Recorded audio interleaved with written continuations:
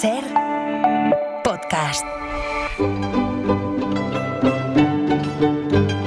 En La Ventana acontece, que no es poco, un relato personal de la historia, con Nieves con Costrina, Cadena Ser.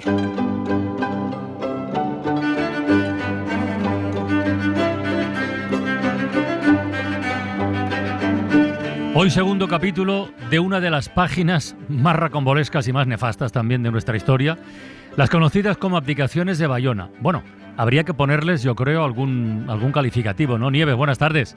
Buenas tardes. No sé, extravagantes, vergonzosas, estrafalarias, porque claro, la cosa es cómo se puede entregar la titularidad, el mando de un país así por la cara, que es lo que hizo Fernando VII, al que en el capítulo anterior, recuerdo, dejamos camino de Bayona ante el estupor del propio Napoleón, que es que ya no daba crédito. Ni él. Sí, mira, prometí lo primero leer la increíble respuesta de Fernando VII a Napoleón, esa que lo dejó estupefacto, porque Napoleón le había puesto a parir, lo llamó casi mentiroso, traidor, pero el más tuerzo escribió desde Vitoria el 18 de abril lo siguiente: Señor, mi hermano, he recibido con la mayor satisfacción la carta de vuestra Majestad Imperial. La confianza que vuestra Majestad me inspira y mi deseo de hacerle ver que la abdicación del rey mi padre a mi favor fue efecto de un puro movimiento suyo me ha decidido a pasar inmediatamente a Bayona. Pienso, pues, salir mañana por la mañana para Irún y trasladarme a la casa de campo en la que se halla vuestra Majestad Imperial.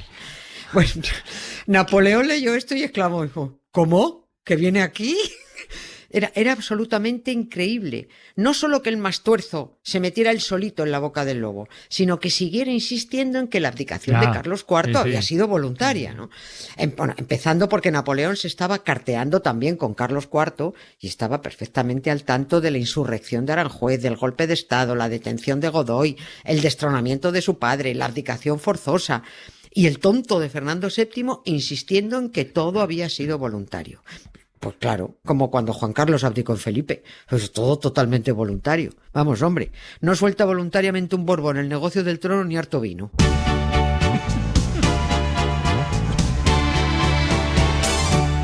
Oh yes, I'm the great pretender. Pretending I'm doing well. My need is such, I pretend too much. I'm lonely, but no one can tell. Oh yes, I'm the great pretender. Adrift in a world of my own. I play the game, but to my real shame, you've left me to dream all alone. Está chula la canción, pero bueno, sigamos, va. Oye, pero ¿cómo es posible, primero, que Fernando VII no sospechara que Napoleón tenía todos los detalles de la abdicación forzada, que ya conocía la película? Y segundo, ¿cómo pensaba convencerle de que había sido voluntaria de verdad? Es que es inconcebible, no se entiende. Pues a este rey es al que aclamó y reclamó el pueblo español. Siempre lo digo, para conocer con más detalle a este impresentable y a su familia, recurran al libro del historiador Emilio Laparra, que se titula Fernando VII, un rey deseado y detestado. El plan de este más tuerzo para convencer a Napoleón era igualmente estúpido. Pretendía que su padre le entregara una carta, Carlos IV, a Fernando VII, aceptando que había abdicado en su hijo Fernando voluntariamente. Y a la vez le decía Fernando a su padre, a Carlos IV, que se preparara para viajar porque eso mismo tendría que decírselo a Napoleón en su cara. Y además, había que ir a recibir con buen talante al emperador cuando entrara en España. Claro, esto se lo pide Fernando a su padre cuando todavía creía que Napoleón iba a pasar a España y se iban a encontrar en Burgos, ¿te acuerdas? Para compartir unas morcillas. Sí.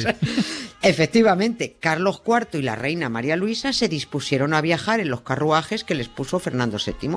Pero puesto que el encuentro no se produjo en Burgos ni en Vitoria, y que Fernando VII entró él solito y contra todo pronóstico en Francia camino de Bayona, también Carlos IV continuó camino de Bayona, porque el objetivo de los dos reyes que tenía España en esos momentos era llegar hasta los mismísimos pies de Napoleón y rogarle que confirmara a uno de los dos en el trono de España. A uno, claro. Claro, Fernando creía que iba a ser él, porque Carlos IV así lo aceptaría, y Carlos IV creía que sería él porque ya le habían dicho que Napoleón a Fernando no lo iba a reconocer. Y el único que sabía lo que de verdad iba a ocurrir, pues era Napoleón, ¿no? Que tenía todas las cartas en la mano y podía repartir como le diera la gana. Es que esto es un chiste, de verdad. Ya. Napoleón fue un genio militar, estratégico, político, le perdió la ambición y la vanidad, pero era listo como el hambre y nunca pudo imaginar, pese a toda su experiencia, que aquellos estúpidos Borbones le dieran todas las facilidades sin mover un dedo. O sea, le entregaron España y se entregaron ellos. El caso es que, tal y como anunció, Fernando VII salió de Vitoria, camino de Irún, sorteando encima una manifestación de vitorianos que, cuando se enteraron de que iba camino de Francia, salieron a intentar detenerlo. Lo querían parar. Claro, diciendo, claro. ¿pero dónde vas? O sea, pero si está ya todo más claro que el agua. Y el Mastuerzo insistía, abro comillas, el encuentro con su aliado el emperador tendría las más felices consecuencias. Esto decía. Bueno, el 20 de abril atravesó Fernando VII la frontera con Francia. Y oye, qué raro, allí no había nadie relevante para recibirle. Solo había tropas que rodearon el carruaje. A ver, ¿eso era un séquito o eso era la escolta para un prisionero? Y cuando llegó al primer pueblo, ya pudo decir eso de uy, uy, uy, ¿qué está pasando aquí? Porque habían puesto un arco del triunfo para recibir a Fernando VII con esta leyenda que decía, A ver. quien hace y deshace reyes es más que rey. Napoleón ya le estaba dando un mensaje. Soy el emperador y aquí mando yo. Cuando Fernando VII llegó a Bayona, ya iba con el culillo apretado y encima le metieron en un alojamiento, en fin, bueno, que eso, bueno, pues era una cosa absolutamente normalita. Eso no era para un rey. Pero ahí se iban a alojar él y su hermano, Carlos María Isidro, que había llegado a Bayona el día anterior. El mismo día de la llegada de Fernando VII a Bayona, Napoleón le comunicó, después de unos cuantos abrazos y saludos formales, que su decisión irrevocable era destronar a la dinastía Borbón e instalar la suya. O sea, ni el uno ni el otro. Claro. Ahora, el estupefacto era el Mastuerzo.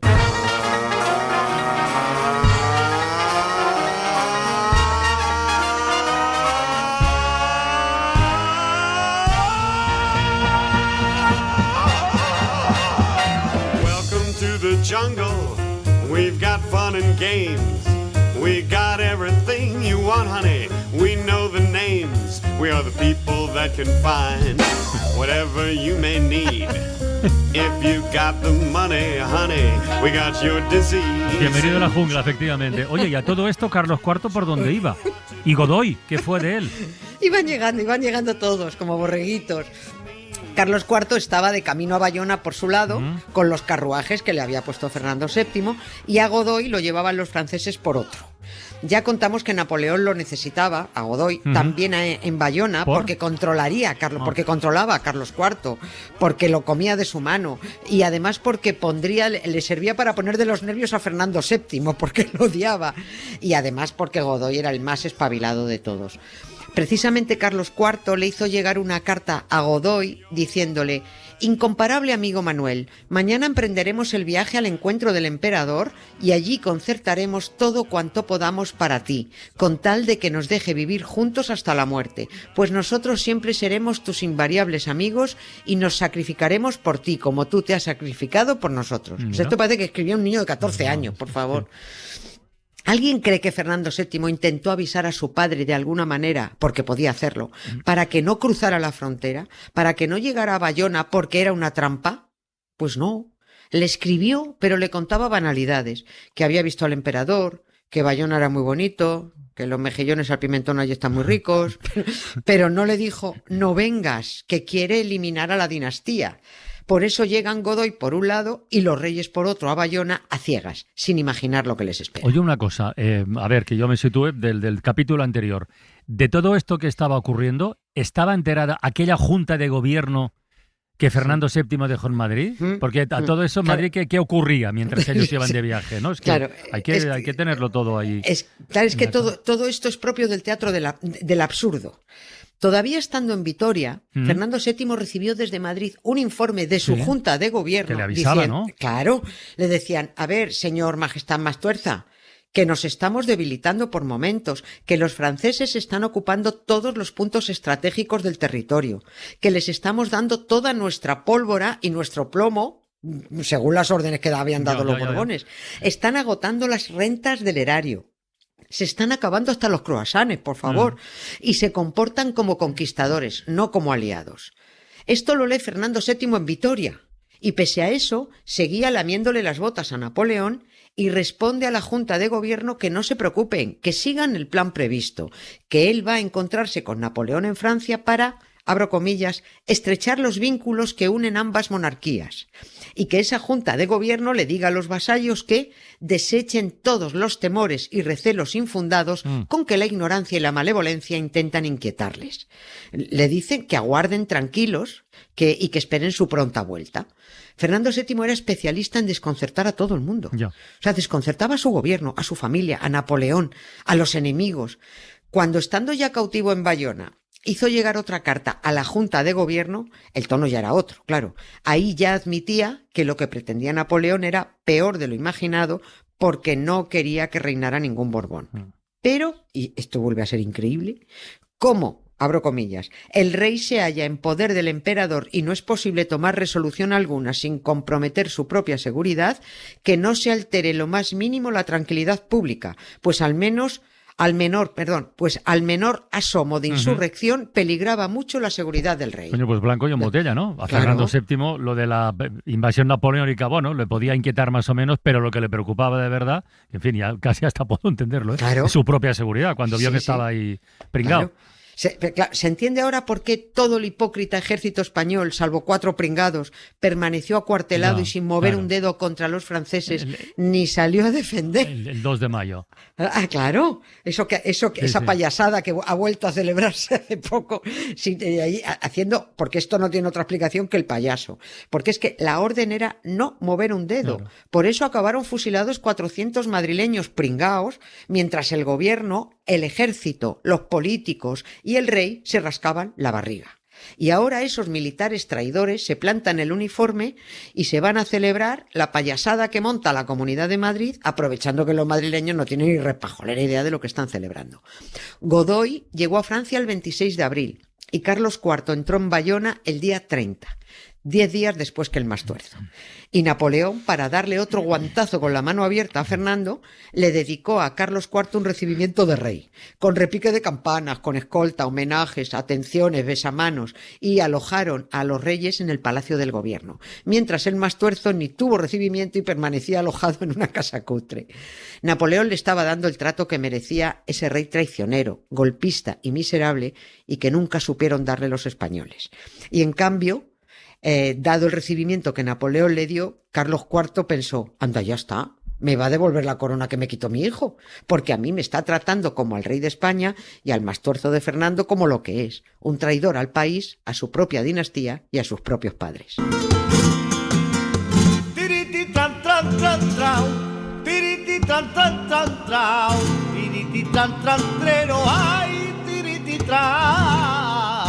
Y ahora que estamos terminando, Nieves, de verdad, te decía antes, vamos a poner algún calificativo. Yo no sé si esto hay que calificarlo de vodevil, de opereta, de tragicomedia, de esperpento o de todo a la vez un poco, porque... Es que es sonrojante. Cuando lo pones todo en común... Claro, es que es sonrojante. En Zarzuela deberían meterse debajo de la cabeza como los avestruz, debajo de la tierra. Era todo esto y un sainete, en donde Napoleón era el espectador boquiabierto que no daba crédito a lo que estaba viendo. Y queda por contar la parte más grotesca. Porque lo de Fernando VII devolviéndole la corona a su padre dándosela a Napoleón abroncándolos a los dos, tanto Carlos IV como Fernando VII humillando sin replicar, aquello fue indescriptible. Era lógico que Napoleón no entendiera qué demonios veían los españoles en esta infame dinastía Borbón, en esos dos traidores a quienes les importaba un mojón España y los españoles. Yo de verdad que estoy con Napoleón. Sigo sin entender qué ven algunos españoles en la infame dinastía de los Borbones. La única disculpa es que la ignorancia es la madre del atrevimiento.